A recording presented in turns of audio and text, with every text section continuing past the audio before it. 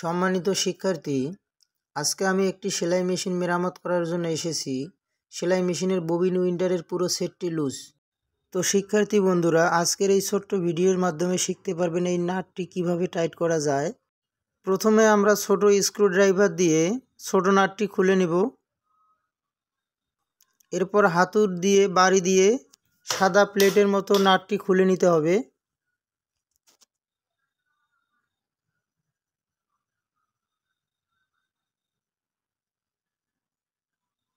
Wheel বা চাকাটি আলাদা করে নেব। বড় স্ক্রুড্রাইভার দিয়ে এই নাট দুইটি ভালো করে টাইট দিতে হবে, কোনো অবস্থাতেই লুজ রাখা যাবে না।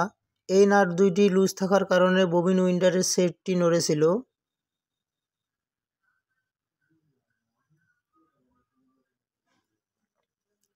নাট দুইটি টাইট দেওয়া হয়ে গেলে আমরা পুনরায় চাকাটি সেট করে নেব।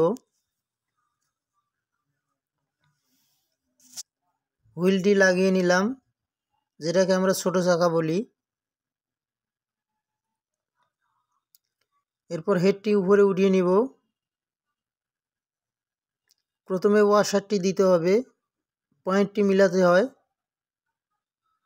এরপর সাদা প্লেটের মতো নাটটি লাগিয়ে প্রথমে হালকা একটু হাত দিয়ে টাইট দিব। এরপর হাতুড়ি দিয়ে বাড়ি দিয়ে ফুল টাইট দিতে হবে। এই নাটটি লুজ থাকলে সেলাই করা যাবে না, তাই ভারী কিছু দিয়ে আঘাত করে টাইট দিতে হয়। টাইট দেওয়া হয়ে গেলে আমরা পুনরায় ছোট নাটটি লাগিয়ে নিব স্ক্রুড্রাইভার দিয়ে।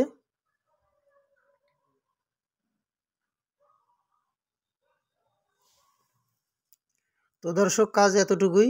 এরকম ছোটোখাটো সমস্যা নিয়ে মেকারের কাছে সেলাই মেশিন নিয়ে গিয়ে টাকা নষ্ট করার প্রয়োজন নেই। পরবর্তী ভিডিও পেতে চ্যানেলটি অবশ্যই সাবস্ক্রাইব করবেন।